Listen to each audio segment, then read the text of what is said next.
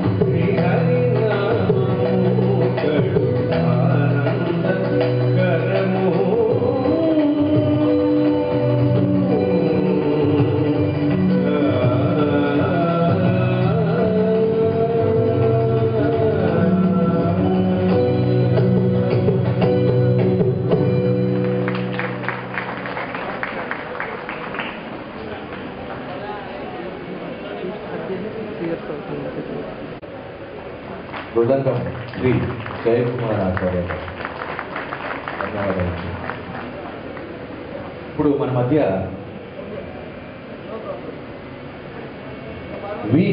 Professor V కണ്ണన్ గారు ఉన్నారు. వారిని సవినయంగా వేదిక మీదకి ఆహ్వానిస్తున్నాను.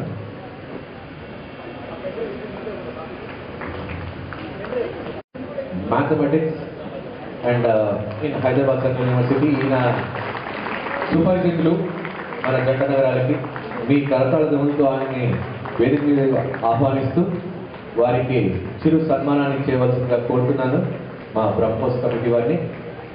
అలాగే దానికి ముందు కണ്ണన్ గారు 2 వాక్యాలు.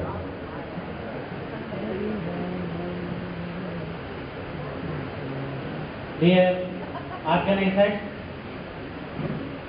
and members of the audience, I'm happy to be here. BrahMos has been there for 6 years, but I have the pleasure of participating for the first time only now. I am saying a few words on behalf of all those members assembled here. There is a shloka, dharmaha shruto va drishto va smrto va kathito va anumodito va rajendra punati bhuvanatrayam.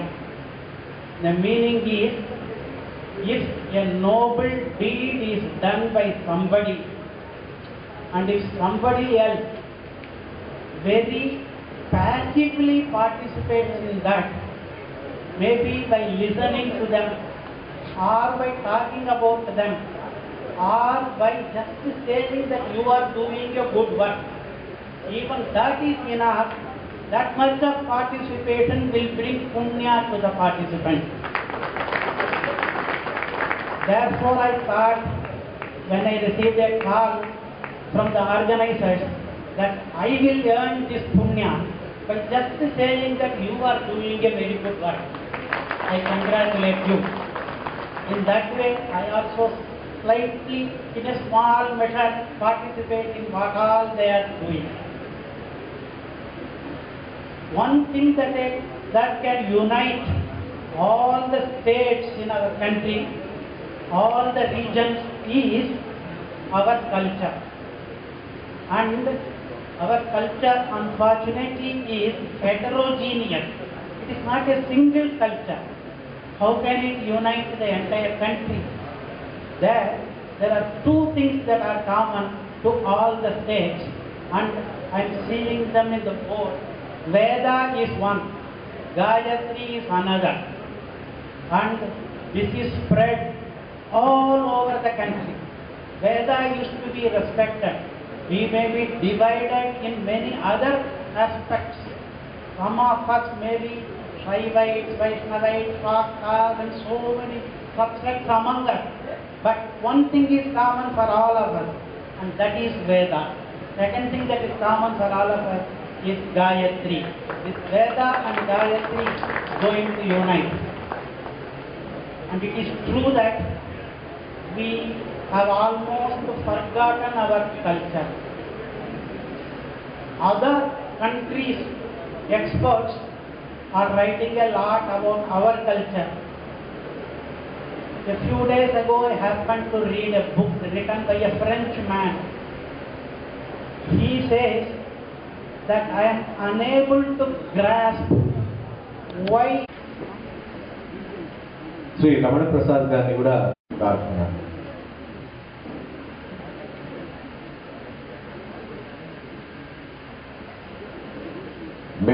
మేళం వాయించండి. మేళం అంటే చప్పట్లు కూడా అండి.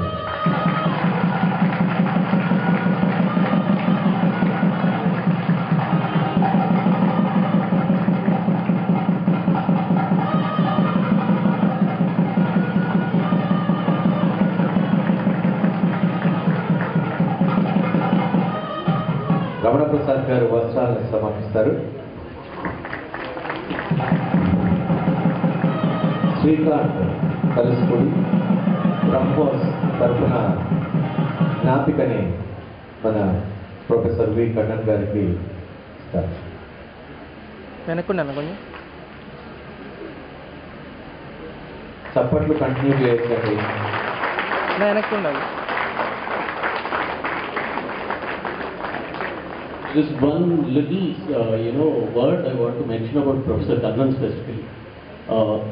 Dr. Soundarajan Garu, who we thought we are blessed to have in our company, he said, "I'm surprised Kannan is here. You made Kannan come here, then this must be really something." Professor Kannan is that, he's a reflection of our culture. He's a gift to us from our culture. That culture should move on. And that continuation sheet is being provided by God Almighty to us through Professor Kannan.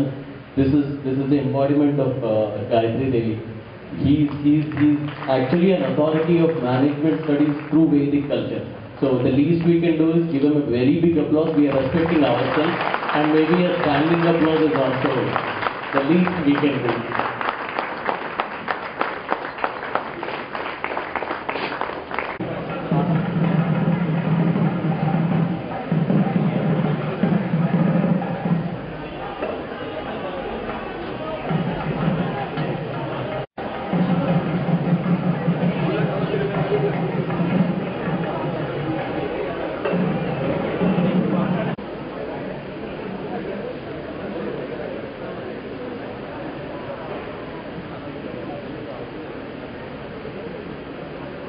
Anand బొల్లాప్రగడ గారిని ఒకసారి వేదిక దగ్గరికి రావాల్సిందిగా కోరుతున్నాం. అలాగే వంశీ గారిని కూడా ఒకసారి వేదిక దగ్గరికి రావాల్సిందిగా కోరుతున్నాం. ఎంతో మంది కాలేజీకి వెళ్ళే విద్యార్థులాగా ఎన్నో కళలు ఉన్నాయి. తను ఎంతో అభిమానించే వ్యక్తి కథన రంగంలో నడపాలని అతని కళ. అటువంటి ఎన్నో ఉద్యోగాలకు దరఖాస్తులు కూడా పంపారు. అనుకోకుండా ఒకరోజు అతనికి జరిగిన ప్రమాదంలో అతని కాలును కోల్పోయారు. ఆ రోజు నుండి తన కళకు విరుద్ధంగా ఎన్నో పనులు చేశారు. చెడు చేసిన దేవుడే గాంధీ అనే వ్యక్తి రూపంలో వచ్చి తాను కోల్పోయిన కాలుకు ప్రత్యామ్నాయంగా ఒక బ్లేడును పవన్కి అందించాడు. అది తనను క్రీడారంగం వైపు తన దృష్టి సారించింది. అతనికి చైనాలో పరుగు పందెంలో పాల్గొనడానికి సరైన స్పాన్సరర్స్ కోసం ఎంతో కృషి చేశారు. కానీ ఏ ఒక్కరూ ముందుకు రాని సమయంలో ₹1,00,000 లోన్ తీసుకుని మరీ చైనా వెళ్ళి ఆ కార్యక్రమంలో పాల్గొన్నారు. తనను స్పాన్సర్ చేయడానికి రాని వారు ఈరోజు అతన్ని ఆకాశానికి ఎత్తి పొగుడుతున్నారు. ఇది నన్న దగ్గర చెల్లా పవన్ కుమార్. ప్లీజ్ కుమార్ కూడా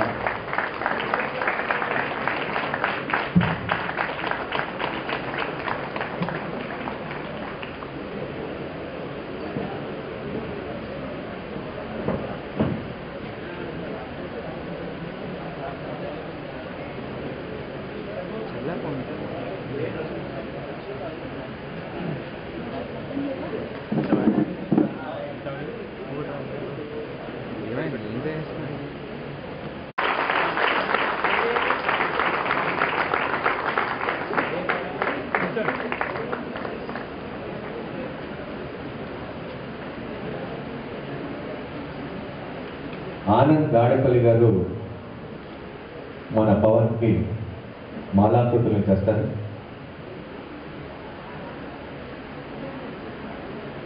ప్లే మ్యాన్.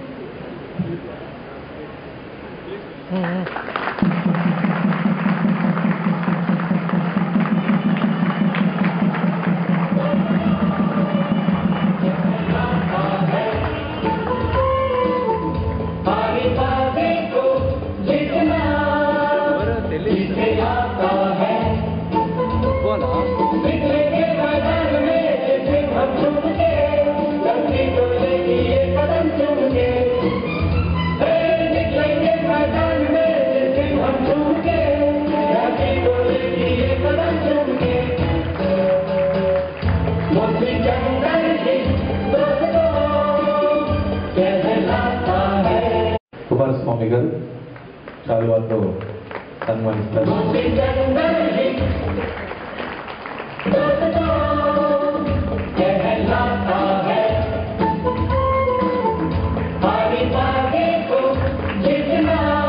అలాగే శ్రీ రామప్రసాద్ గారు వస్త్రాలతో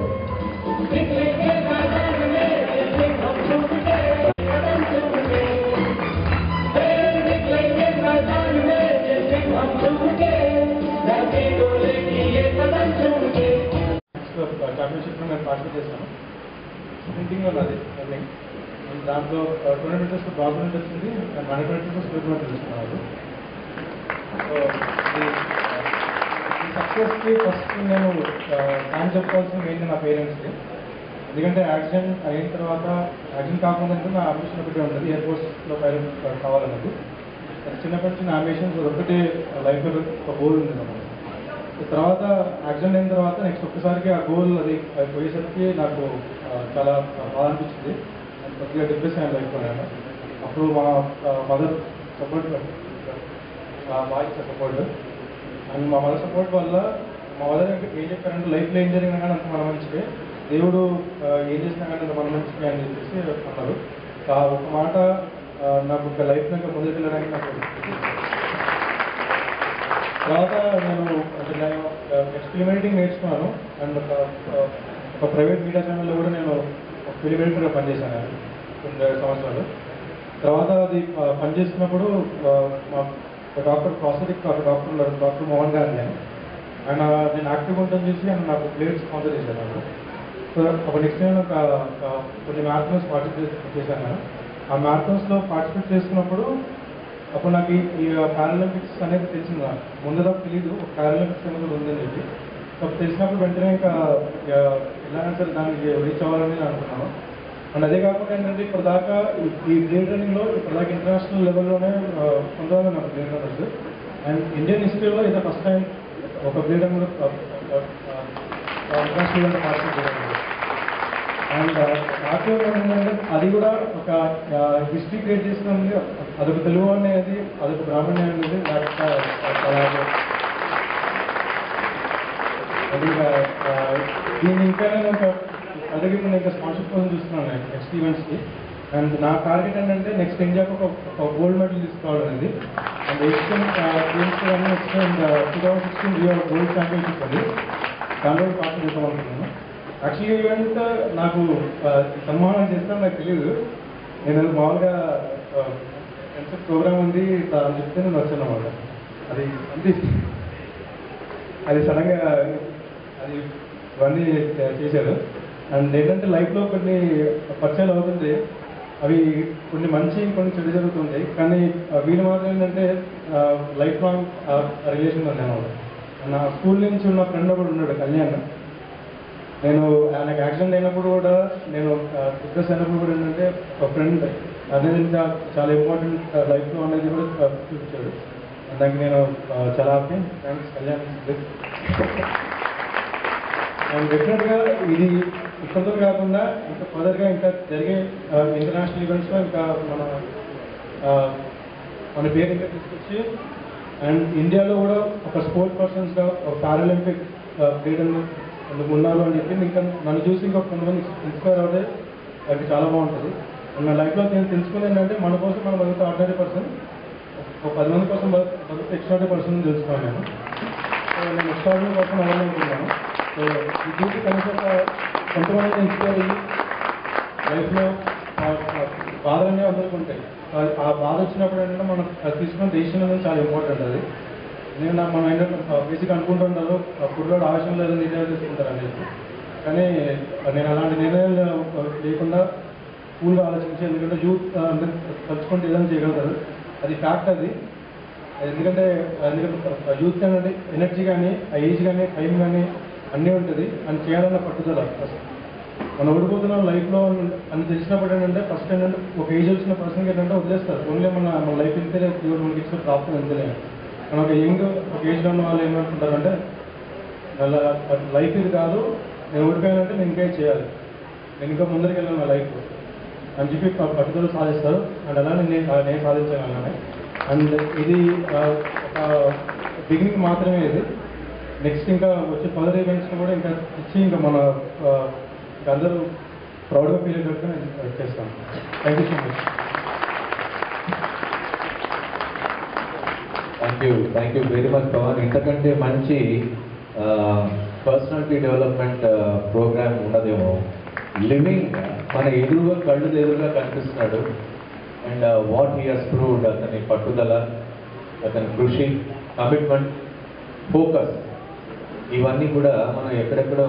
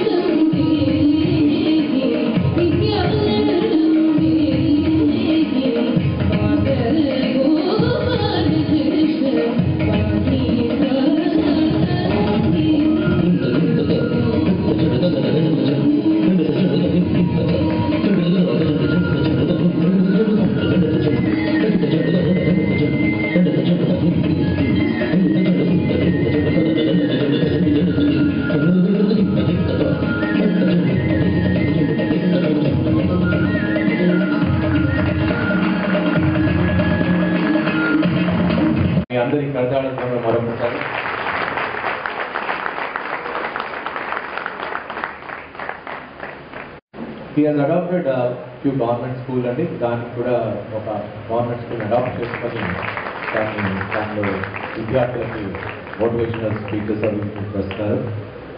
అదే కాక ఆయన ఒక సింగర్, డాన్సర్ మరియు మన ట్రెడిషనల్ ఫాలోవర్. ఇన్ని కళ్ళు పెట్టుకున్న ఈ యువకునికి మీ కరతాళ ధ్వనులు సరిపోయినా.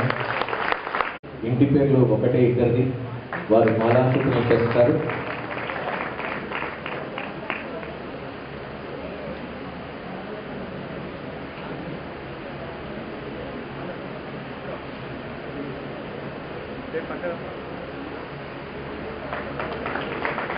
మధుసూదన్ రావు గారు పాల్గొని సత్కరించారు. అలాగే వెంకటపల్లి శ్రీనివాస్ గారు జ్ఞాపికనిచ్చి సత్కరిస్తారు.